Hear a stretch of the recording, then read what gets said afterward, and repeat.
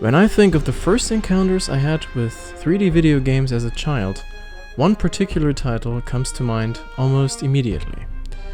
As you have probably guessed from the title of this video, I am talking about King's Quest VIII: Mask of Eternity.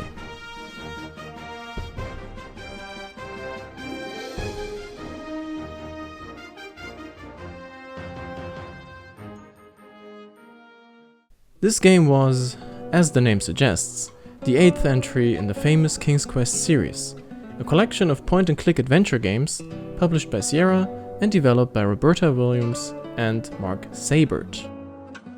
Being published in 1998, Mask of Eternity, like many other games of that time, had to achieve the unrewarding task of transferring a traditional 2D franchise into the 3D world.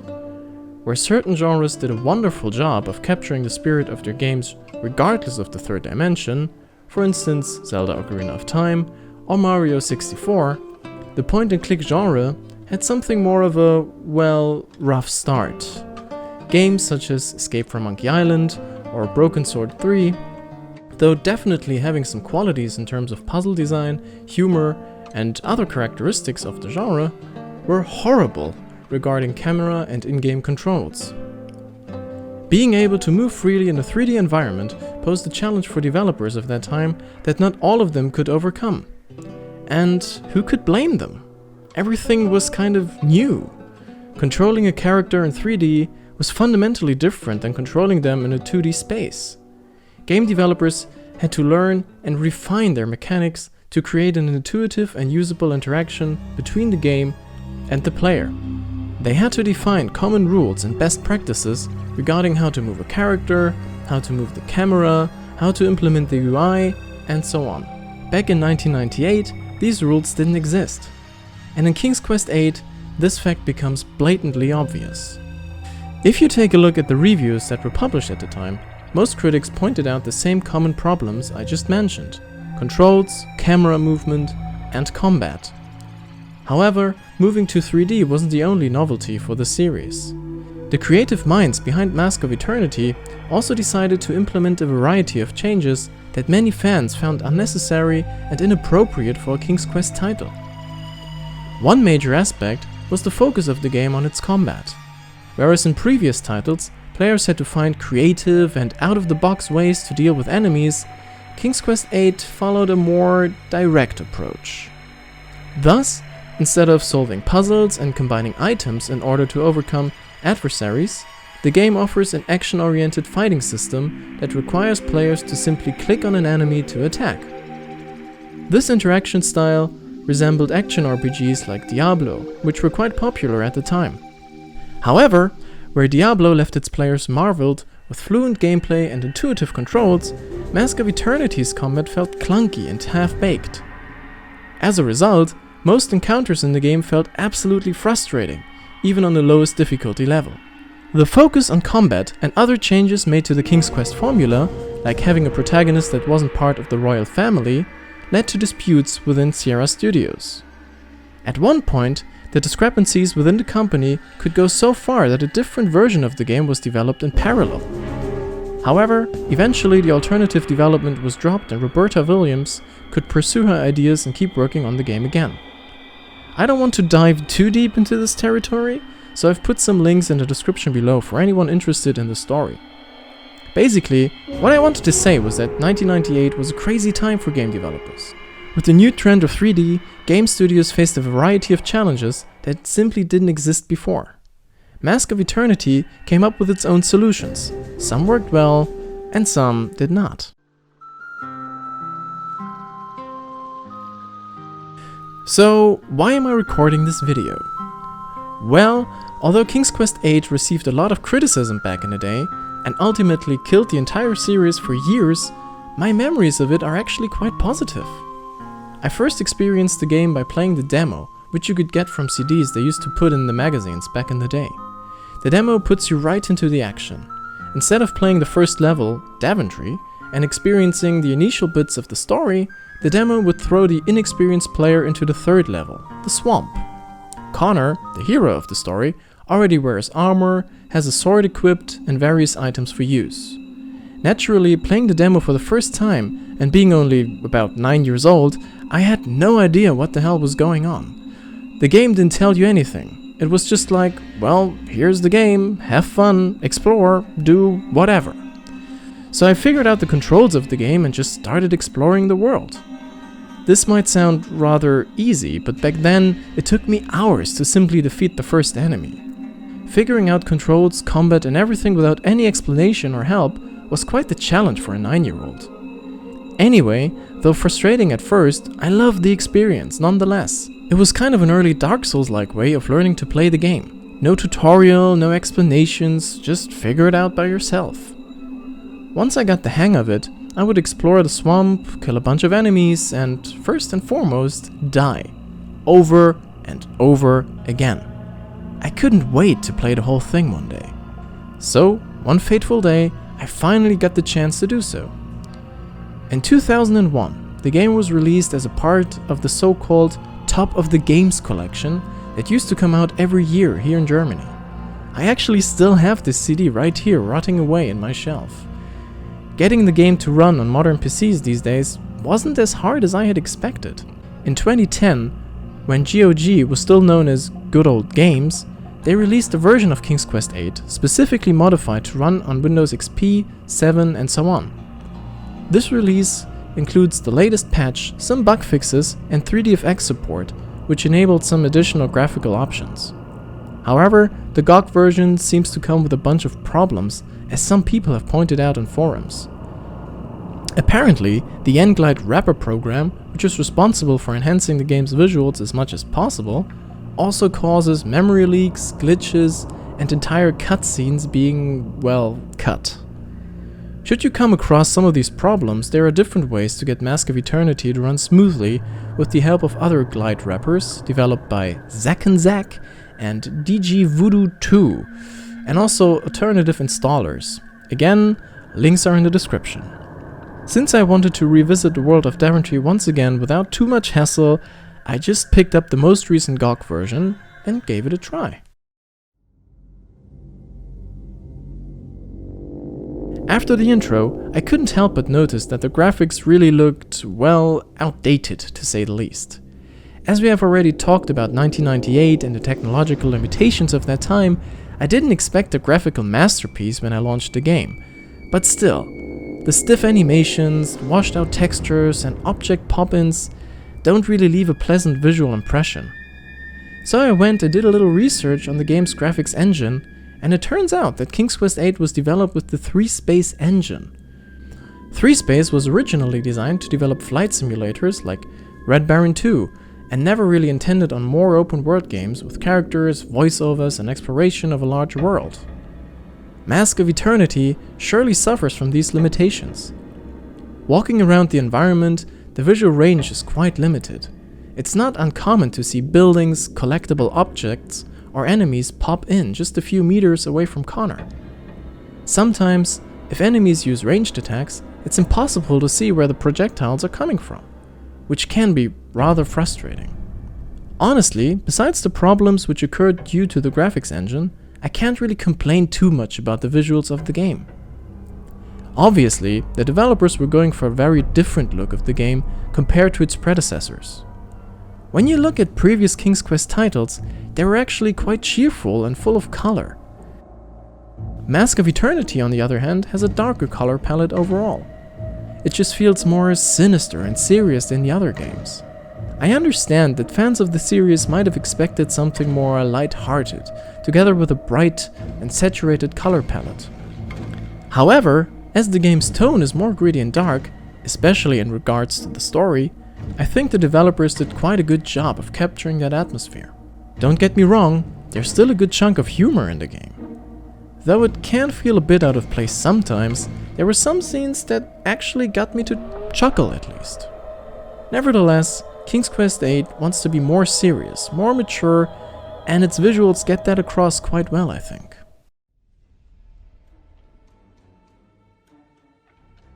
As it was one of the major points of criticism the game received, we have to talk about controls. I have to admit, getting back into the game and taking control over Connor wasn't as intuitive as I had remembered.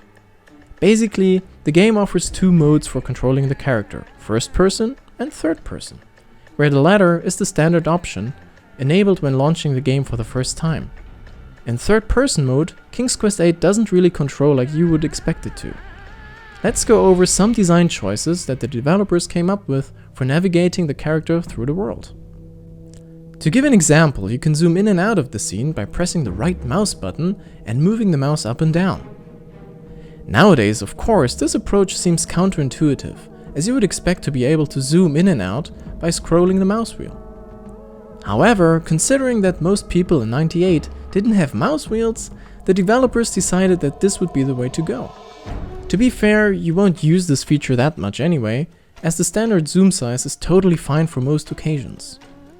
When talking about controls of King's Quest VIII, I have to address the elephant in the room, which is, as many critics had pointed out before, tank controls. When in third person, it can become quite a hassle to navigate Connor through the world. In modern third-person games, usually the direction the camera faces is the same direction the camera moves toward when pressing the forward button on the keyboard or pushing the left analog stick on the gamepad. In most games, you control the camera by moving the mouse or the right analog stick on the gamepad. In King's Quest VIII, however, moving the mouse doesn't do anything. You have to manually turn the camera by clicking the right mouse button and move horizontally, or by running out of the screen, which causes the camera to adjust automatically. In case you want to look up, you have to click a specific button on the keyboard and then move the mouse up and down to reposition the camera vertically. For some puzzles, this is mandatory, as you can't see certain points of interest without looking up or down. Now, why would Sierra come up with this complicated approach to control the character and the camera? Well, Mask of Eternity is not a typical action adventure. It bears the legacy of one of the most prestigious point-and-click adventure series of all time. Therefore, in its core, it's still a point-and-click game, only in 3D. You can still click on stuff in the scene, which causes some reaction like picking up an item or attacking an enemy. For that reason, the developers decided not to connect mouse and camera movement. I personally think that this could have been handled in a more elegant way. As an alternative, the mouse could be mapped to camera movement, whereas the interaction with the world would be linked to a button, for instance E on the keyboard. So whenever Connor would stand near a collectible or interactable object, you could press the button to perform some action. Fighting, however, would still be done with the left mouse button. But, as I said, in 1998, common rules for third-person game controls weren't established yet, and the developers approached this game with a point-and-click mindset. Admittedly, after some time, I got used to the controls again, so for most of the game, this wasn't a big deal. However, bouncing against walls or getting stuck in a corner constantly can get quite annoying.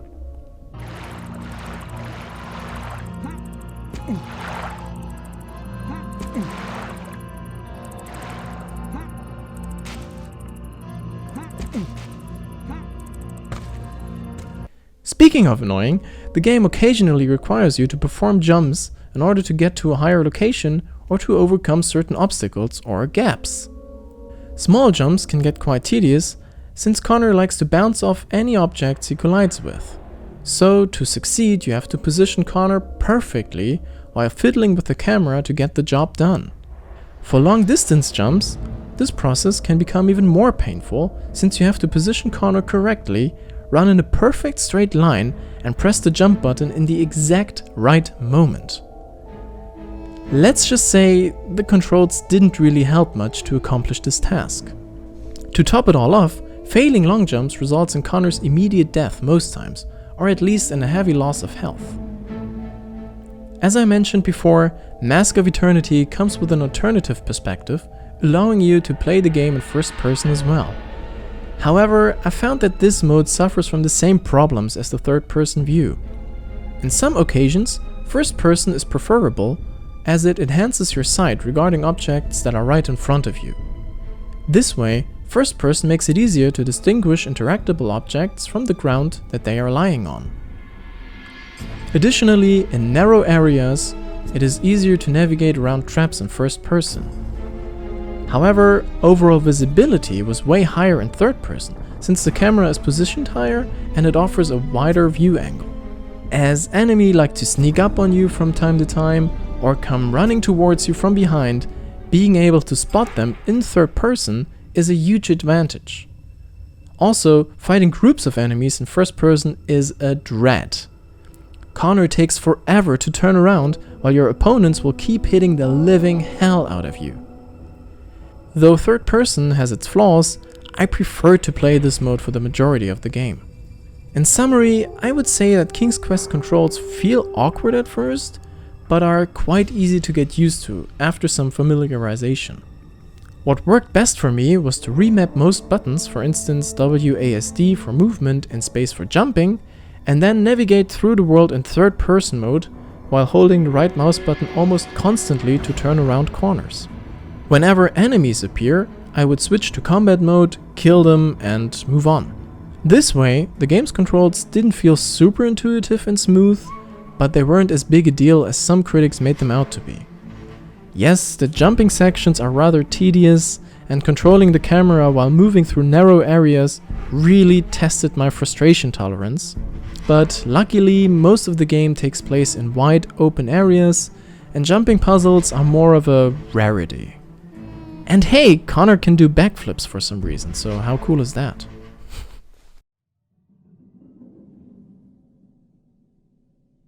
Honestly, the story of the game is definitely one of its weaknesses for me. Usually, in a video like this, I would only give a short introduction to the game's plot and try not to give away too many details. After all, my intention is to motivate people to pick up the game for themselves and experience the story firsthand. In the case of Mask of Eternity, there really isn't anything interesting to spoil. No unexpected twists and turns, character development, or unforeseeable incidents. The plot of the game is as straightforward as can be. The game starts with a sequence showing King Graham and one of his subordinates standing in front of a magic mirror and discussing this year's harvest. All of a sudden, the mirror flashes, showing the image of evil Arch-Archon Lucredo destroying the eponymous Mask of Eternity, dividing it into several pieces. This villainous act results in a wave of energy to be released through the entire realm. Before being turned to stone, the king gazes through the mirror and observes our hero Connor standing next to a woman called Sarah, a commoner of the kingdom. Connor picks up one piece of the mask only to witness Sarah being petrified in the very moment. He soon finds out that not only Sarah but apparently everyone in Daventry except him has been turned to stone. To make sense of it all, he follows the path of a raven to find a wizard, half turned to stone, who introduces the events and the main plot. Connor is told that he had been chosen to save Daventry from its sinister fate. He shall traverse the lands of the kingdom with the help of a magic map, find all remaining pieces of the mask, and restore it in the realm of the sun. Connor accepts this task and sets out for his adventure. Overall, this is how deep the story goes. A classic fairy tale with a clear separation of good and evil, Connor as the hero, Lucredo as the villain, and even a MacGuffin in the form of the Mask of Eternity. What always bugged me about Connor was his unshakable devotion to the quest bestowed upon him. Usually, in a classic hero's journey, there is a point early in the tale where the protagonist refuses the call to adventure. They don't feel fit for the task at hand as they lack the necessary confidence in their abilities. Maybe they don't want to leave their loved ones behind or feel it's unfair that they have to bear this task. No matter the reason, most heroes struggle with their quest at first and have to find some way to overcome their hesitation.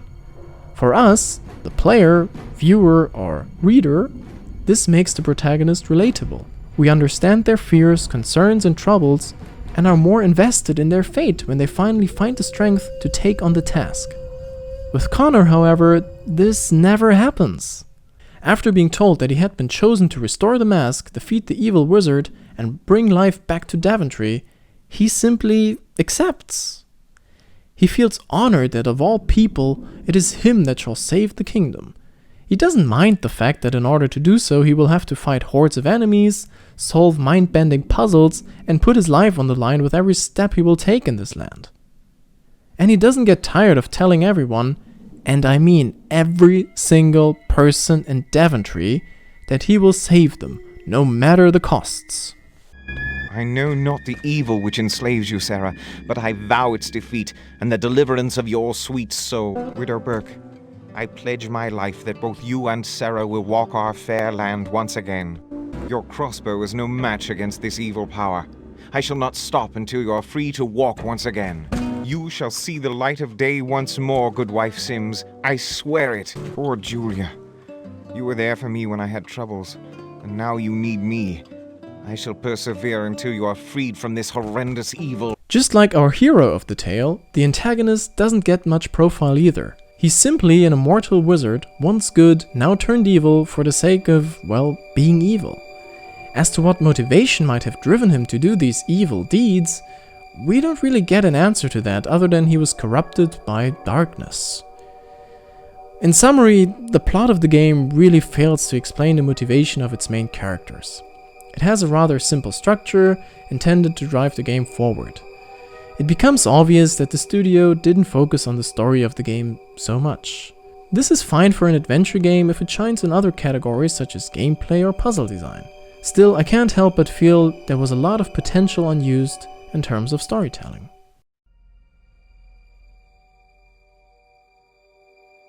In point-and-click adventure games, the quality of puzzles is the integral component to distinguish a good adventure game from a bad one.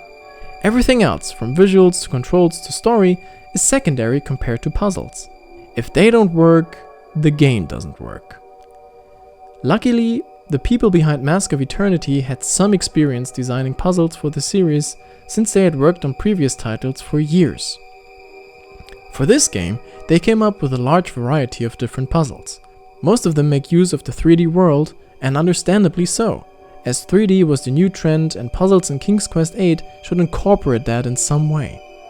So you have your typical sliding puzzles, sometimes combined with jumps that have to be performed precisely to get an item.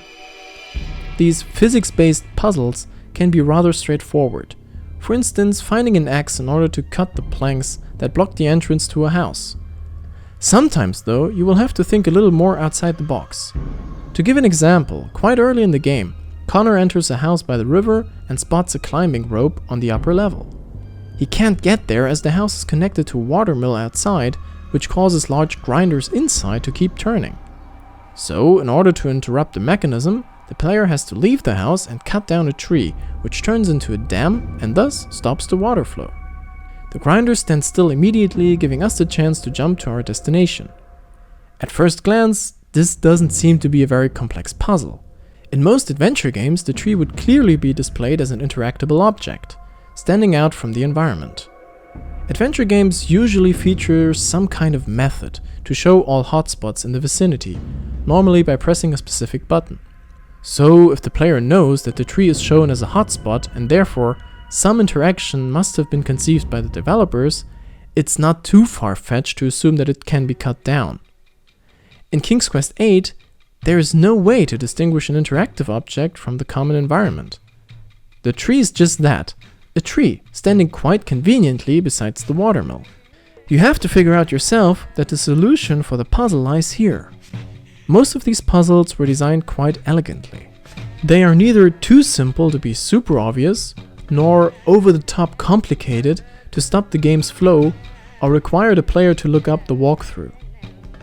Of course, this assessment is highly subjective and exceptions do exist. For me personally, I found that some sliding puzzles suffered strongly from the game's controls.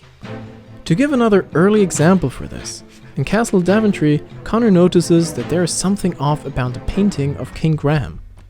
So, naturally, I click on the painting and accept Connor to move or push it, to see if there's anything hidden behind it. But nothing happens. As it turns out, I have to run against the painting, which triggers Connor's push animation, and voila, there's the hidden key. As I mentioned earlier, whenever Connor runs up against the wall, he bounces off, so naturally I try to prevent that from happening. In this case, the game demands to go against my instincts and walk straight towards the wall. This is mandatory as I need the hidden key to proceed. Luckily, King's Quest VIII offers other, more thought-provoking puzzles, which are not physics or environment-based. Sometimes you have to decipher a riddle or figuring out a way to perform a magic spell. I don't want to give away too much content at this point, so I restricted myself to only show examples from the first level of the game. In contrast to the story, I actually think that there's something to spoil here, and you should experience the game's puzzles firsthand. They are worth it. Overall, I'd say that the puzzle design of Mask of Eternity is definitely one of its strongest qualities. Though being frustrating at times due to the game's controls, they mostly provide the exact right level of challenge, never overwhelming the player while still evoking a sense of achievement when solving them. And, unlike in previous entries of the King's Quest series, you can't do anything that would result in a dead end.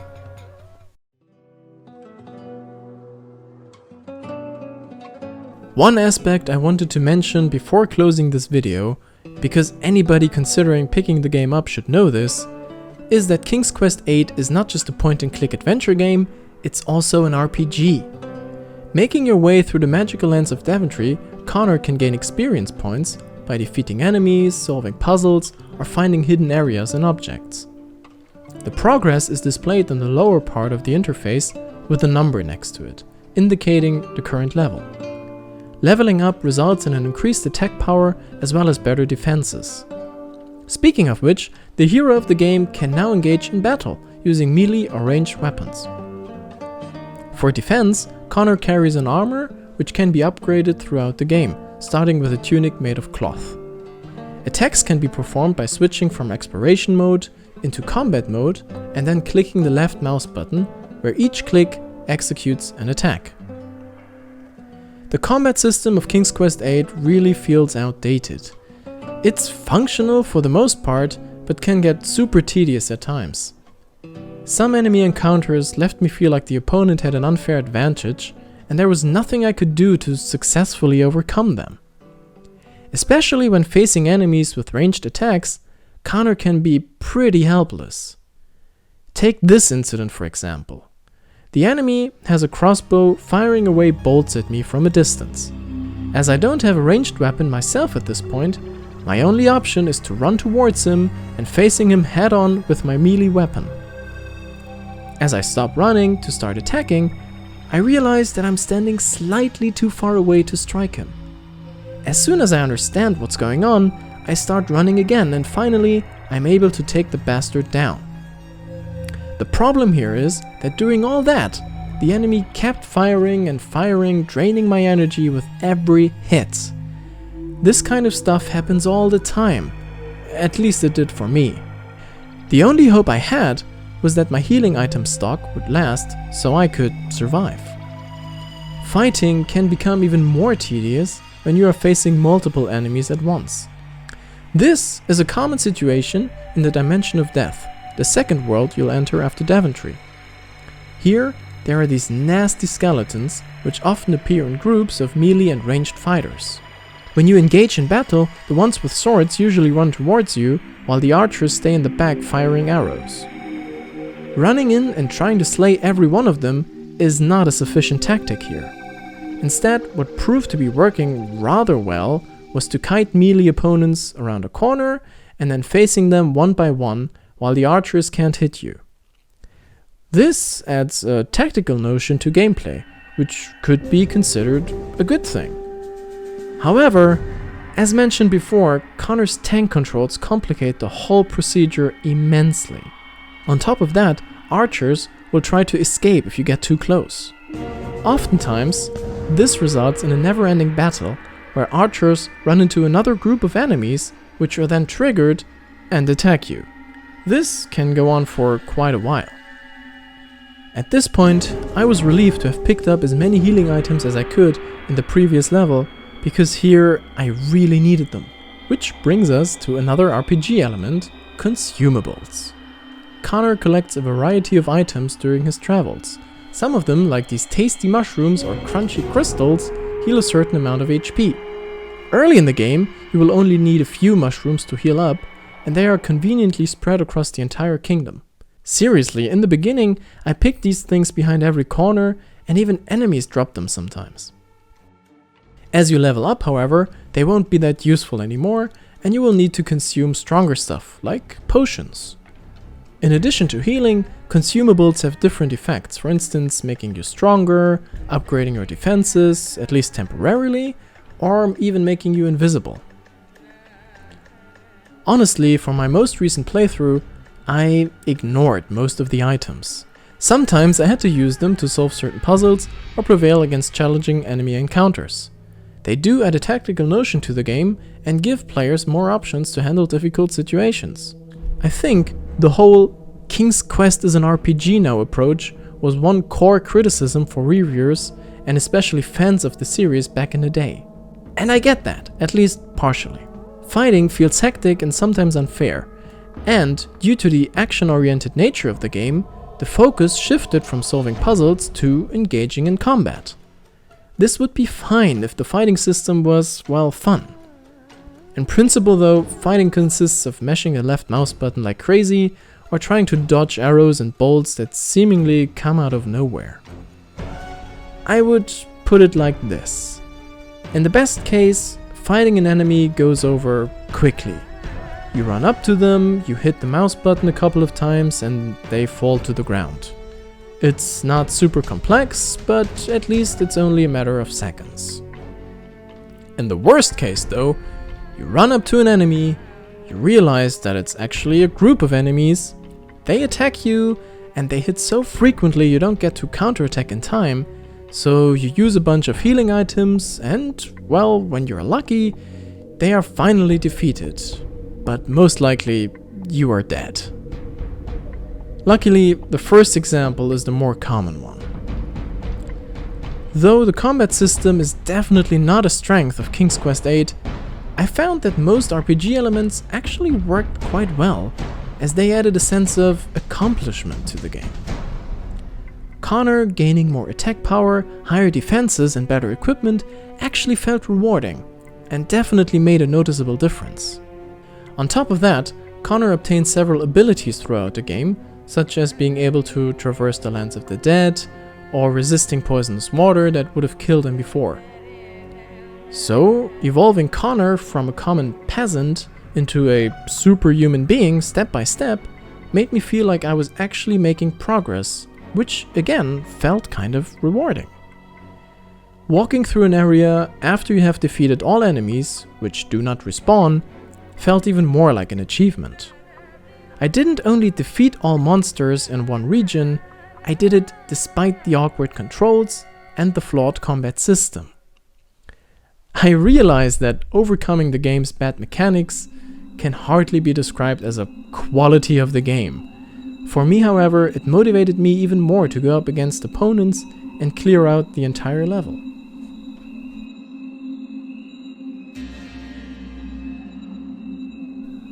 Browsing through forums, reading old reviews, and talking to fans of the King's Quest series gave me the idea that Mask of Eternity was a soulless piece of trash that destroyed the series for good.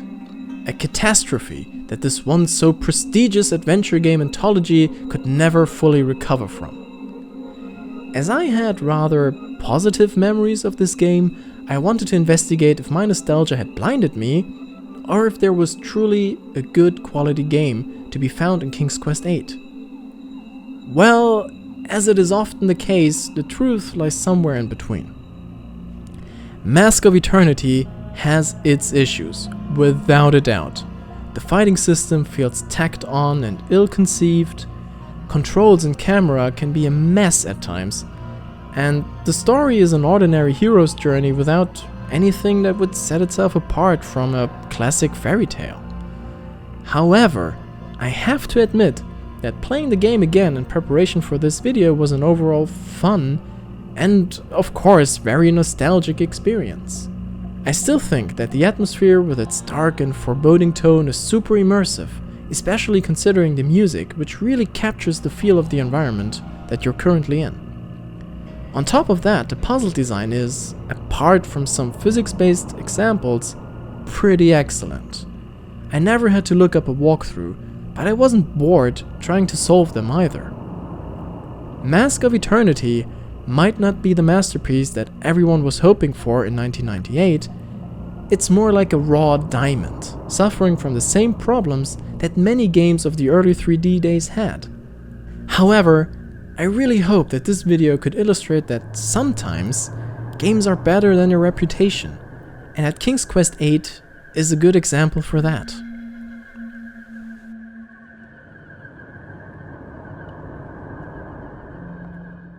If you have watched this video up until this point, I would like to take a few seconds to say thank you.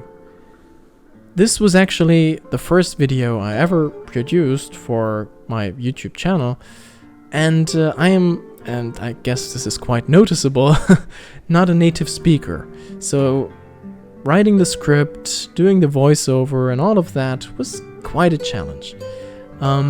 Anyway, I really have to say thank you for watching, and I see you again in the next one. Bye bye.